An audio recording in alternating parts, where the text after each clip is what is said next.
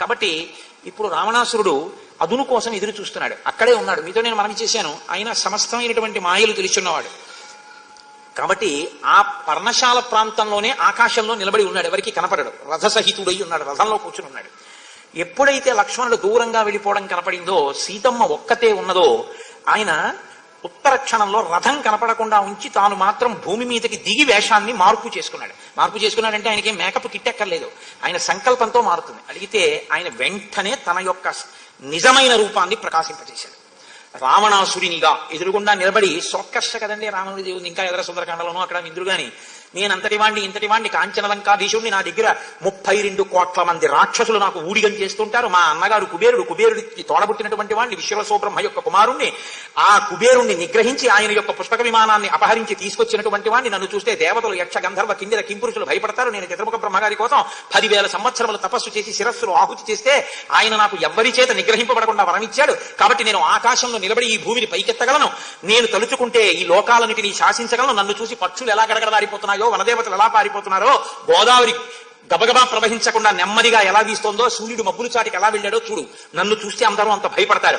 నేను అటువంటి రోషపరాక్రమములు కలిగినటువంటి వాడిని, చేతకాని వాడు, ఆడదాని మాటకి అడవికొచ్చిన వాడు, క్షీణ జీవితుడైనటువంటి వాడు, ధర్మము అని పట్టుకుని తిరిగేటటువంటి వాడు, క్రుద్ధుడైనటువంటి వాడు, యుక్తాయుక్త విచక్షణ లేనివాడు, నరుడు, అరణ్యములు పట్టి తిరుగుతున్నవాడు. ఆ రాముడితో నీకేం పని? ఇంత అందగత్తెవి శాశ్వతంగా నా భార్యవిక, అమర సుఖాలను భవిద్దువు గాని నిన్ను లంకాపట్టణానికి తీసుకెళ్తాను. ఒక్కసారి లంకకొచ్చి నా భోగాలు ఏమిటో రుచి చూసిన తరువాత ఇక రమ్మన్నాను, మళ్ళీ తిరిగి రావు. కాబట్టి నిన్ను లంకకి తీసుకెళ్తాను, వచ్చేసేయండి. తవాహం సదృశపతి, నీకు తెలియట్లేదు సీత, నేను 3 లోకములు గెలిచినటువంటి వాణ్ణి.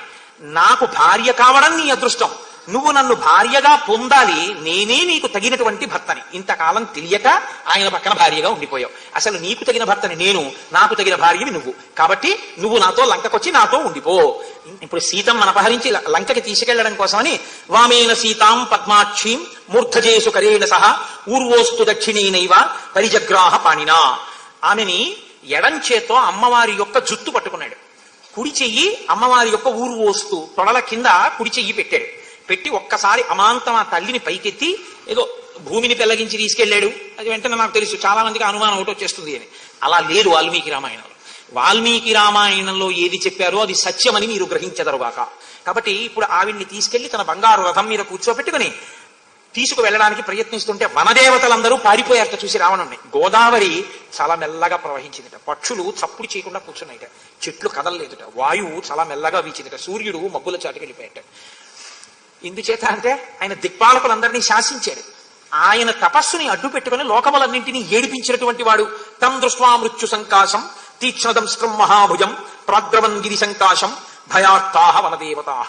ఆ వనదేవతలందరూ కూడా మృత్యువు ఎలా ఉంటుందో అటువంటి స్వరూపంతో, భయంకరమైనటువంటి కోరలతో, పెద్ద పెద్ద భుజాలతో ఉన్నటువంటి ఆ రావణాసురుణ్ణి చూసి అరణ్యం లోపలికి పారిపోయారు.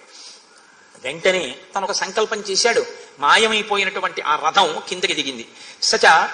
సచ మాయామయో దివ్య కరయుక్త కరస్వన ప్రత్యదృశ్యత హేమాంగో రావణస్య మహారథ. మళ్ళీ ఆ గాడిదలు పూంచినటువంటి రథం కిందకి దిగింది.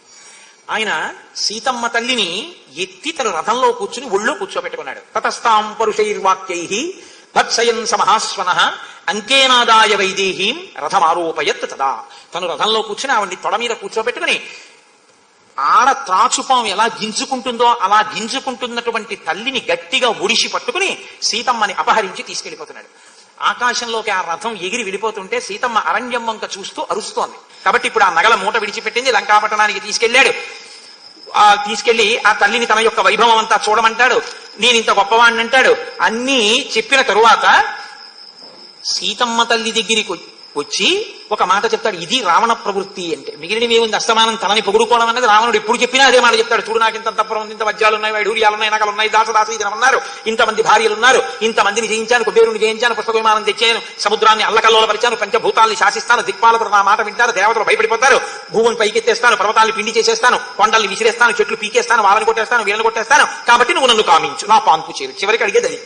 ఎర్రగా ఉన్నటువంటి ఆ సీతమ్మ తల్లి పాదముల వంక చూసి, నా 10 తలలతో నేను ఇప్పటి వరకు ఏ ఆడదానికి నమస్కరించలేదు. సీత, నీ పాదములకు నమస్కరిస్తున్నాను.